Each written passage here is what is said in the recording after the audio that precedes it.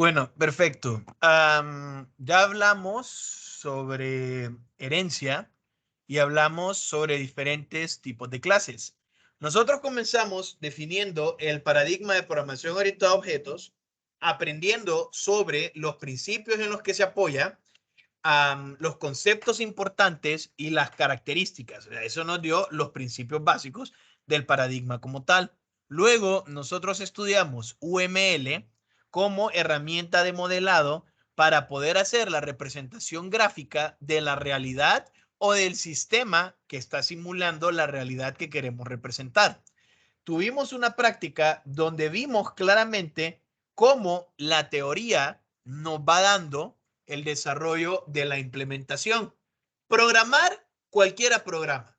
Ser un programador eficiente, ser un analista de sistemas, ser una persona de industria, de arquitectura de software, eso es completamente diferente. Y hay un serio problema con la mayoría de las personas que piensan que solo es de sentarse y empezar a escribir código. De hecho, es muy diferente hacer primero el diagrama y que el diagrama me arroje la base a empezar a programar con lo que yo creo que es y que tiene que ir. Los tiempos de desarrollo son abismales y los errores son más fáciles de identificarlos en algunas relaciones de manera gráfica. Ya cuando son problemas de lógica de programación, pues obviamente algo no me va a dar, pero ya voy a identificar en qué parte es. Si es un problema lógico, se va desde el análisis. Si ya es un problema en el desarrollo, pues un par de líneas de código y todo eso se resuelve. Stephanie Nichols, le voy a apagar el micrófono.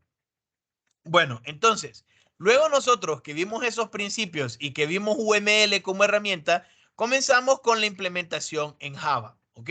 Comenzamos a ver ya propiamente con la sintaxis y la gramática del lenguaje cómo es que nosotros lográbamos o hacíamos la declaración, el funcionamiento, cómo se corrían esas clases. Vimos un ejemplo, algo sumamente sencillo, que lo retomaremos posiblemente mañana o el jueves, no estoy seguro.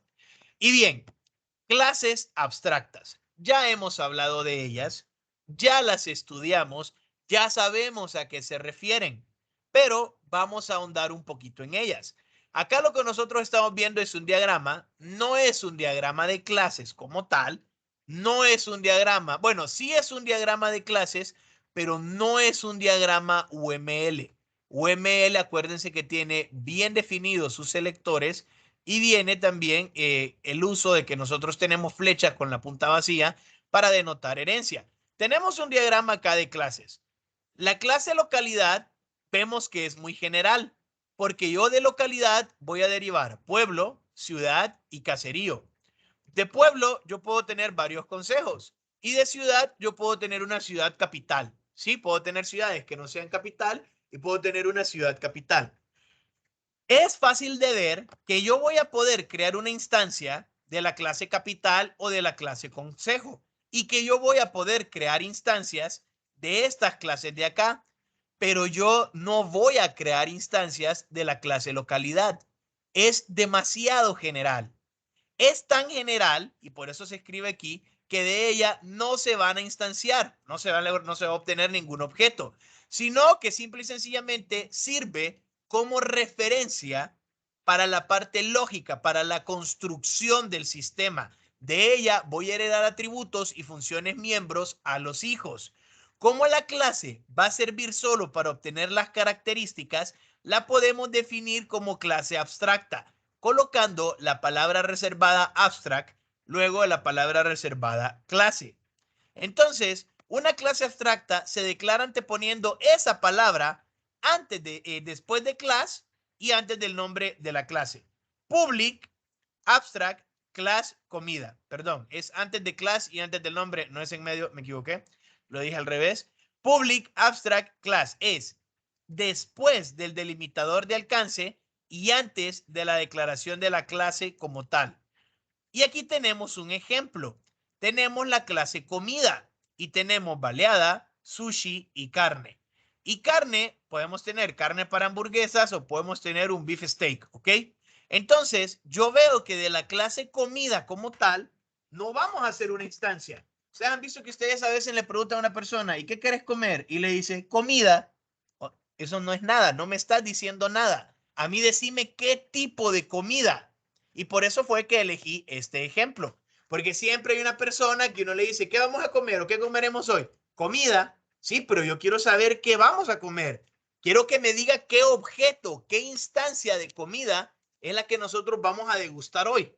Entonces, yo voy a poder sacar baleadas, voy a poder tener sushi, voy a poder obtener carne, ok, hamburguesas o un beef steak o cualquier otro tipo de carne que vaya acá. Pero comida como tal es una clase abstracta.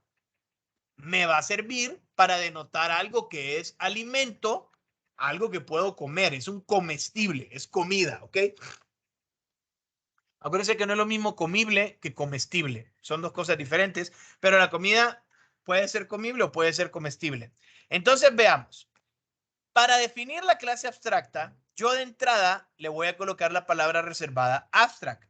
Si a mí se me ha olvidado, en el instante en que yo creo un método abstracto, el IDE me va a completar con la palabra reservada. Es un método abstracto porque no lo defino, ¿ok? No lo estoy definiendo, solo coloco la cabecera. Y es que una baleada se come con la mano, el sushi se come con palillos, aunque hay gente que lo come con la mano o con tenedor, y la carne, pues dependiendo de la carne, cómo se va a comer. Todo lo que sea comida se come, pero cómo se va a comer depende del tipo de comida. Entonces, comida es una clase abstracta. Y el método abstracto que se va a definir hasta que yo instancie o hasta que yo defina estas subclases o clases derivadas va a ser de momento la clase comer. Del libro que yo utilicé para basarme en la mayoría del contenido, saqué esta foto, o sea, no pude abrir todo el libro, y miramos la clase abstracta trofeo. Por cualquier cosa, se los transcribí aquí. Public Abstract Class Trofeo. Tengo privado, color, CL, color, ven que es un objeto, ¿sí? Perdón, es una clase. Voy a tener un objeto de la clase color y string que tengo cat. Aparte tengo abstract void imprimir. No le pongo public, acuérdense que puedo omitir colocar public. Puedo ponerle protected, private, public o no colocar nada, me lo acepta y el hecho que no lo coloque tiene ciertas diferencias en el alcance, pero como estamos en el mismo paquete, no voy a tener ningún problema. Ahora, vean qué es lo que pasa. Si yo digo trofeo, la clase trofeo, la quiero instanciar en el objeto TW y le digo nuevo trofeo, Java me va a dar un error, o mejor dicho, me lanzaba antes de la versión 6, si mal no recuerdo, un error y me decía, no se pueden instanciar clases abstractas. ¿Ok? No se pueden instanciar clases abstractas. Pero a partir de las actualizaciones, ahora sí lo puedo hacer siempre y cuando en la instanciación, en la definición del objeto, yo defina ese método abstracto para que deje de ser abstracto y sepa cómo se va a comprobar. Entonces nosotros aquí vemos la clase abstracta que tenía el método abstracto comer. Y luego aquí vengo yo, public static void main, comida, ¿sí? De esta clase, almuerzo, igual a new comida. Automáticamente el IDE me va a dar un override sobre el método abstracto para poder crear una instancia. Yo le voy a dar enter o le voy a dar tabulador y él me va a decir, si usted quiere instanciar una clase abstracta, tiene que definir los métodos para que deje de ser abstracta. Pero me lo permite, de verdad me lo permite. Y me lo permite Java. Si mal no recuerdo, Python no lo permite y C++ definitivamente no lo permite. Y en C++, acuérdense que utilizamos la palabra virtual en vez de la palabra abstract. Entonces yo aquí defino public void comer y luego digo almuerzo comer. ¿Cómo se come esto? Y es lo que tengo que decir aquí. ¿Cómo se come esto? ¿Ven? Entonces yo tengo, si quiero utilizar directamente una clase abstracta, tengo que definir el método abstracto. Entonces, veamos esto. Tengo mi clase comida. Ahora voy a crear acá public static class sushi que hereda de comida. Me va a mantener los datos, el precio, las calorías y el peso, pero me va a redefinir el método comer. El sushi se come con palillos. Luego tengo baleada y pongo la baleada se come sin cubiertos. Entonces, vean acá, baleada, desayuno, igual a new baleada. No hay ningún problema. Sushi, almuerzo, igual a new sushi. Desayuno, comer, almuerzo, comer. La baleada se come sin cubiertos, el sushi se come con palillos. Heredé, tengo clases derivadas, heredaron de una clase abstracta y redefiní el método abstracto que es el que me da la diferencia de cómo lo voy a usar. Ahora, tanto el almuerzo como el desayuno y la cena son tiempos de comida. Y en los tiempos de comida, yo voy a comer comida. ¿Sí? Veamos esto. O sea, cuando alguien le pregunta qué vas a comer y le dice comida, uno medio se molesta, ¿no? Pero yo le estoy diciendo, en los tiempos de comida, lo que vamos a comer es comida. Obviamente, no vamos a comer el mismo tipo de comida. O, ¿por qué no? Hay gente que sí puede almorzar, desayunar y cenar lo mismo. También tenemos meriendas. Merienda de media mañana, merienda de media tarde y bocadillo nocturno. Y todas son comida. Cuando uno va al supermercado y empieza a comprar, una veces piensa en qué es lo que voy a cocinar y cuál va a ser el tipo de comida que voy a hacer en cada tiempo de comida. Pero sigue siendo comida. Necesito que se queden con esa idea. Yo aquí definí directamente para desayuno una baleada y para almuerzo definí un sushi. Significa que si yo quiero saber cómo se come el desayuno, le tengo que decir desayuno comer. Y si quiero saber cómo se come el almuerzo, le tengo que decir almuerzo comer. ¿Y qué pasa si yo tuviera otros tipos de comida? Si yo tuviera, por ejemplo, café con pan. Entonces, si yo quisiera desayunar café con pan, tendría que haber creado café con pan, desayuno igual a new café con pan.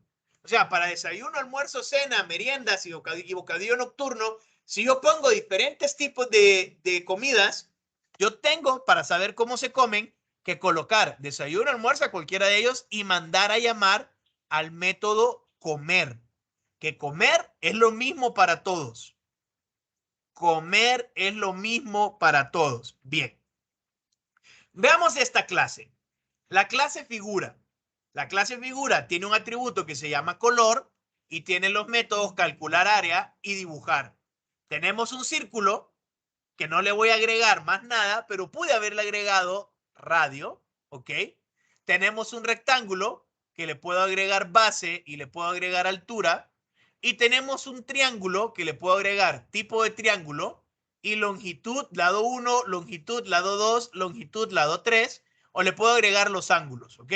Entonces tengo una figura que la figura es muy genérico, es una clase abstracta, pero calcular área, calcular perímetro, dibujar la figura, se va a hacer independientemente de la figura que yo tenga. Entonces, figura tiene que ser una clase abstracta, donde más de un método es abstracto. Dibujarlo y los cálculos van a ser métodos, van a ser todos métodos abstractos. ¿Una clase abstracta puede tener métodos que no sean abstractos? Claro que sí. Figura debe ser abstracta porque nosotros vamos a usar círculos, cuadrados, rectángulos, triángulos, pero no vamos a usar figura. Todas las figuras tienen un color y todas las figuras puedo hacer cálculos de perímetro, de área y puedo dibujarlos. Dependiendo de cada figura, cómo se hace el cálculo. Pi por el radio al cuadrado, base por altura, lado por 2, un medio de la base por la altura si es un triángulo, etcétera. Dependiendo de cada figura, cómo se hace el cálculo del área y cómo se hace el cálculo del perímetro y cómo se dibuja. Pero todos siguen siendo figuras.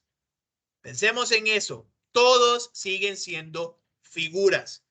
Pensemos que yo voy a dibujar una casita de la manera más artesanal, como le ponen un ejemplo de figuras geométricas. Tengo un cuadrado, ¿sí? tengo un triángulo, ¿sí? Tengo un rectángulo largo, ¿sí? En vertical, y voy a tener aquí un círculo. Tengo 1, 2, 3, 4 figuras. Y todas ellas tienen el método dibujar, ¿ok? Pongamos que la figura tiene una posición. Posición en el eje de las X y posición en el eje de las Y que me da el centro. Para poder dibujarlo en pantalla. Agarro la posición y a partir de ahí empiezo a dibujar. Si yo quiero dibujar esta casa, yo tengo que dibujar todas las figuras, valga la redundancia, que componen la casa. Yo aquí tengo 4 figuras. Significa que yo tendría que darle triángulo, dibujar, cuadrado, dibujar, círculo, dibujar, rectángulo, dibujar. Tengo que llamar las cosas por su nombre. Tendría que decirle techo, dibujar, paredes, dibujar, puerta, dibujar, ventana, dibujar. Tengo que crear esos objetos, ¿ok? Bien. Aquí es donde entra entonces el polimorfismo. Varios métodos pueden compartir el mismo nombre, pero diferente implementación, diferenciándose a los parámetros y tipo de retorno.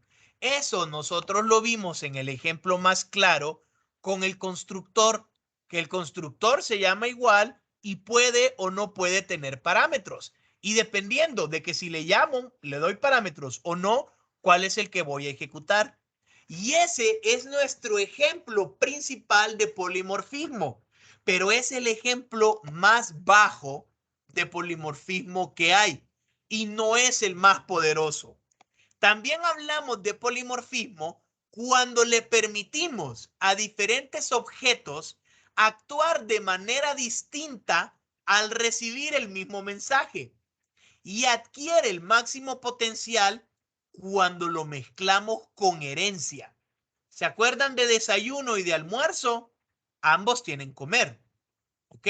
¿Se acuerdan de la casa? La casa está compuesta de varias figuras. Se los voy a escribir aquí en un notepad. Se los vamos a escribir aquí en un notepad.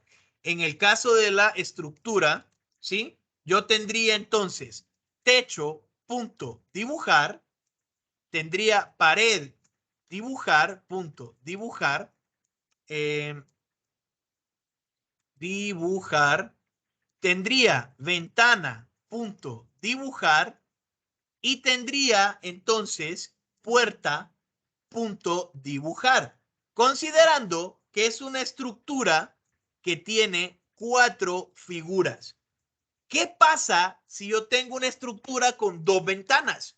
Ventana 1 y ventana 2. Ahora pensemos que yo voy a tener una estructura de 5 figuras. ¿Sí? Voy a tener una estructura de 5 figuras. Piensen en ustedes como programadores las líneas de código. Si yo voy a tener 5 figuras, entonces voy a tener 2 ventanas, ventana 1, dibujar, y ventana 2, dibujar. ¿Y qué pasa si voy a tener una chimenea? Que la chimenea sea, ok, tengo una figura, ventana 1, ventana 2, tengo puerta y la chimenea es otro rectángulo que está ahí tirado arriba. Voy a tener 6 figuras. Entonces, si yo estoy programando y quiero hacer un programa genérico, no lo puedo hacer. No puedo hacer algo genérico. Tengo que estar escribiendo cada una de las partes. Y eso es lo que vamos a ver ahora. El polimorfismo, ¿qué hice?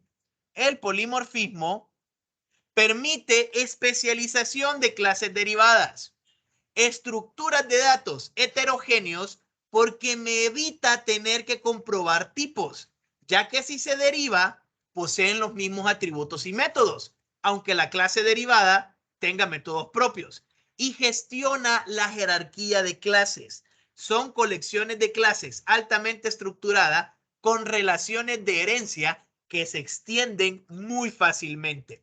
Veamos primero esto de acá. El mismo nombre, diferentes parámetros. Entonces, ejemplo de mi clase math, que tiene un método static que se llama max, calcular el máximo. Pero vean esto, cuando yo le digo math.max, me dice, ok, lo va a hacer para números enteros, lo va a hacer para números de coma flotante, ¿sí? Lo va a hacer para números, perdón, para enteros largos, lo va a hacer para coma flotante o lo va a hacer para coma flotante enorme, ¿ok? Y cada uno retorna un valor diferente. La función se llama igual, el método, la función miembro, el método se llama igual, se llama max, pero el valor de retorno y los parámetros son diferentes. Esto es polimorfismo, ¿sí? Es el primer caso de polimorfismo. Ahora pensemos en esto. Comida, baleada, sushi y plato típico. Entonces yo voy a crear sushi, que dice se come con palillos. Baleada se come con cubiertos. Plato típico se come con cubiertos. Perdón, la baleada sin cubiertos y el plato típico con cubiertos. Todos son comida, todos heredan de comida a estas alturas del partido. Este tipo de sintaxis no los tiene por qué asustar. Entonces yo vengo y ahora voy a manifestar el poder del polimorfismo. Y voy a decir, voy a crear comida. Ojo, comida es una clase abstracta. Voy a crear un arreglo de comidas que van a ser los tiempos de comida, donde la posición 0 corresponde al desayuno, la posición 1 corresponde al almuerzo y la posición 2 corresponde a la cena. ¿Ok? Entonces, creo un arreglo de 3 tiempos de comida que se llama tiempos. Tiempos en su posición 0 va a ser una baleada. Tiempos en su posición 1 va a ser un sushi. Tiempo en la posición 2 va a ser un plato típico. Luego puedo decir yo, con un ciclo determinante de 3, para i de 0 y menor que 3 y más, dígame cómo se comió cada tiempo de comida. Tiempos, punto, comer. La baleada se come sin cubiertos, el sushi se come con palillos, el plato típico se come con cubiertos. ¿Están viendo lo que está pasando? Creé un arreglo del tipo más general y cada uno de los elementos eran de una clase derivada. Pero como todos son comida, todos tienen el mismo método comer. Entonces, si yo estoy dibujando una estructura, yo puedo decir aquí que figura va a ser un arreglo y le voy a poner estructura. Le voy a poner EST. Estructura va a ser igual a new figura, una figura de 5, vaya, una casa de 5. Entonces, en la posición 0 voy a tener una nueva puerta, ¿sí? Y le mando la posición y el tipo de figura de la puerta, perdón, la figura 0 va a ser la puerta, entonces le voy a dar un rectángulo. Y aquí le voy a decir las posiciones en X y en Y, el color que va a tener ese rectángulo y la demás información. En la parte 1 voy a colocar las paredes. Entonces yo simple y sencillamente le voy a decir aquí new cuadrado y le voy a dar las posiciones. Al final, cuando yo quiero dibujar la casa, no hago esta barbaridad, porque yo no sé quiénes van a tener puertas, quiénes van a tener puertas rotatorias, quiénes van a tener ventanas francesas. No, simple y sencillamente voy a hacer un for desde i igual a 0, i menor a 5 y más, y le mando a decir entonces estructura de su i punto dibujar. Y sea la figura geométrica que sea, la va a dibujar. Este es el poder del polimorfismo cuando lo mezclo con la herencia. Puedo crear un arreglo de la clase base, de la clase más alta, y hacia abajo puedo empezar a llamar a los métodos de diferentes tipos de clases derivadas en la misma línea de código. En el incidente de la sangre sucia, de la sangre contaminada, yo tengo una clase abstracta, personaje, y tengo algo que afecta al personaje. Cuando yo le puse contagiarse al personaje, se heredó en todos sus hijos. Entonces, cuando lanzo un ataque que manda a llamar al método contagiarse, todo lo que sea personaje, independientemente del tipo de personaje que sea, se va a contaminar. Y no lo previmos, no se previó, fue una de las cosas que pudo haber sucedido y eso lo vemos con el poder del polimorfismo en la herencia. Como sushi, baleada y plato típico son del tipo comida, puedo crear un arreglo de comidas y cada una de ellas puede ser de cualquier tipo que herede comida. Así tengo que el primer tiempo es baleada, el segundo es sushi y el tercero es plato típico. Todos son comida. Todos saben qué es comer, pero todos se comen de manera diferente. Yo puedo mandar un broadcast, el mismo mensaje comer, y cada objeto sabrá cómo interpretarlo. Me ahorro líneas de código sabiendo qué tiempo de comida es el que tengo que hacer referencia. Y lo puedo hacer como cosas interesantes. Por ejemplo, me toca calcular la factura que me tienen que pagar todos ustedes por internet. Todos ustedes están en la misma compañía, Piggy Internet Provider. Todos son miembros de Piggy, pero todos tienen diferentes planes. Entonces, ¿creen ustedes que yo voy a venir y voy a decir, ok, vamos a crear un proceso por lotes en el servidor? Necesito que todos los calcular pago de clientes de plan 1, luego calcular pago de clientes de plan 2, luego calcular pago de plan de clientes tipo 3. Y si creamos un nuevo paquete de internet, voy a tener que ir a modificar el código y decir calcular. No, yo voy a decir, el cliente tiene un tipo de servicio y tipo de servicio es la clase abstracta. Tengo tipo de servicio. Tipo de servicio tipo 1, 10 megas, tipo 2, 20 megas, tipo 3, 30 megas. Todos tienen un costo, todos tienen un pago y todos tienen calcular pago mensual.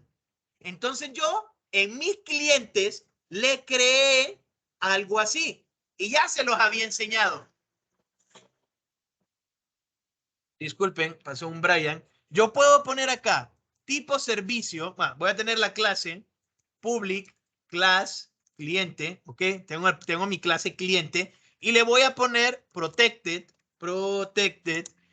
tipo servicio, ¿sí? Igual servicio contratado, y eso es todo.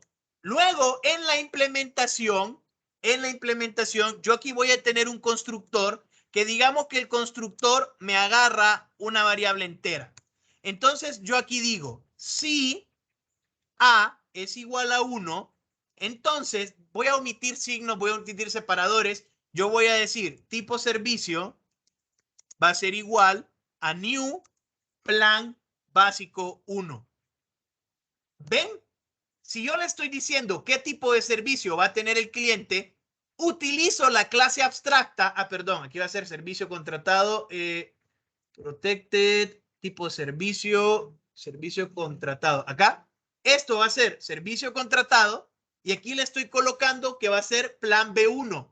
Si el cliente, vamos a ponerle un else, me está diciendo entonces que ese valor va a ser igual a 2, entonces servicio contratado le puedo crear cualquier otro tipo de servicio. Independientemente del cliente que sea, yo le voy a crear tipos de tarifa. Cuando me toque calcularle a todos cuánto me deben, simple y sencillamente digo cliente, ¿sí? Servicio contratado, punto, calcular pago, independientemente del tipo de servicio que sea. Y le mando a decir a todos los clientes cuyo contrato vence ese día del mes. Independientemente del tipo de contrato que sea, yo con haber dicho ese tipo de contrato, ya lo hago. Ay, no tuve que haber cerrado el notepad. Porque es que si ustedes se ponen a que yo tengo public cliente, imagínense esto. Si yo digo public cliente, ¿ok? Public class cliente. Yo sé que tiene que ir con minúscula, esto es solo para ejemplificar, por eso escribo rápido el código.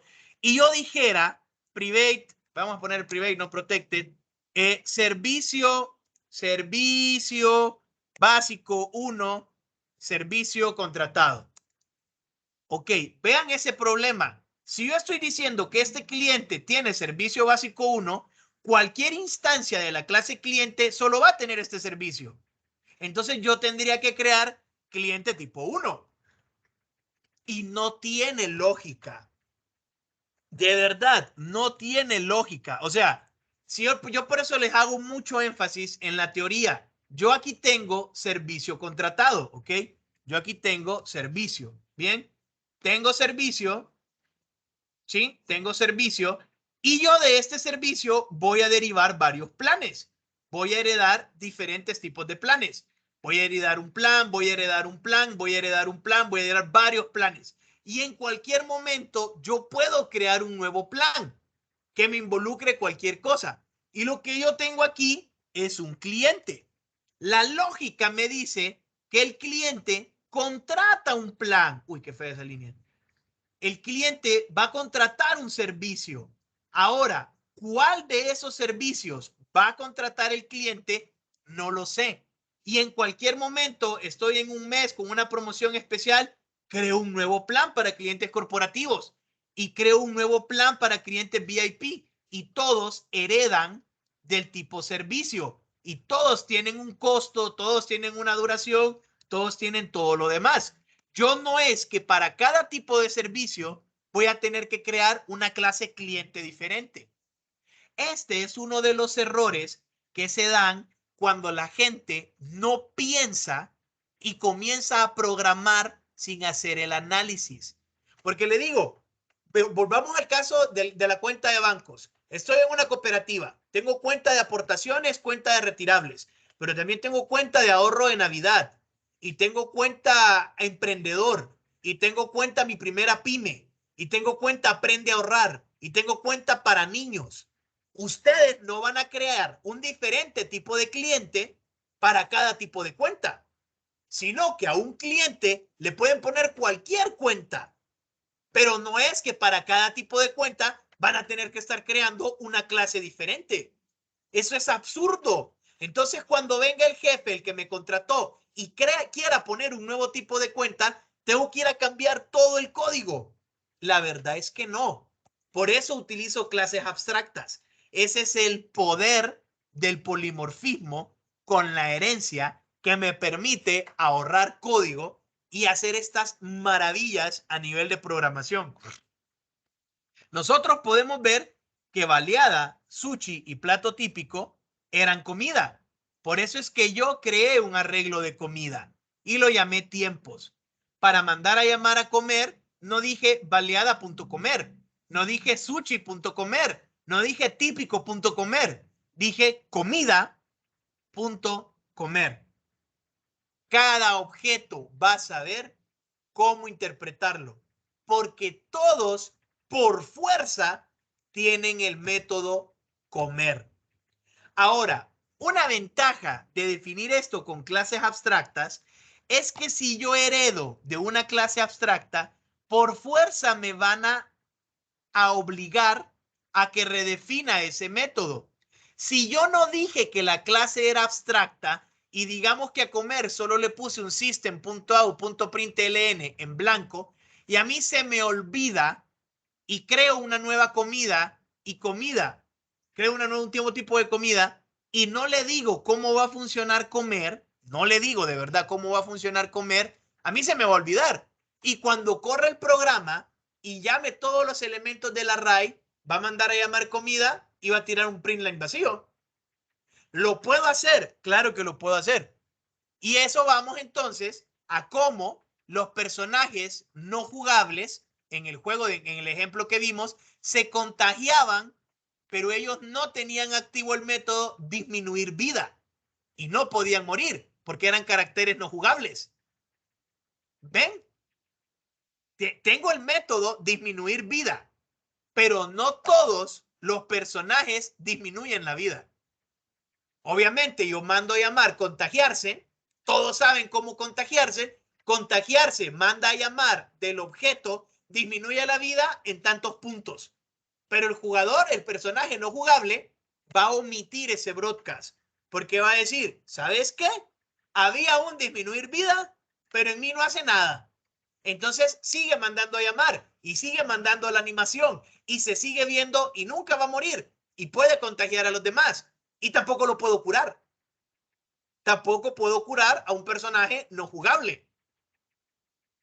Y eso es lo maravilloso de poder modelar el mundo real en un diagrama de clases para ver las interacciones y luego simple y sencillamente programar el paso de mensajes y la estructura principal. Es parte del poder que tiene la programación orientada a objetos. Y esto es el énfasis que yo les decía que íbamos a ver del poder del polimorfismo implementado en un caso real.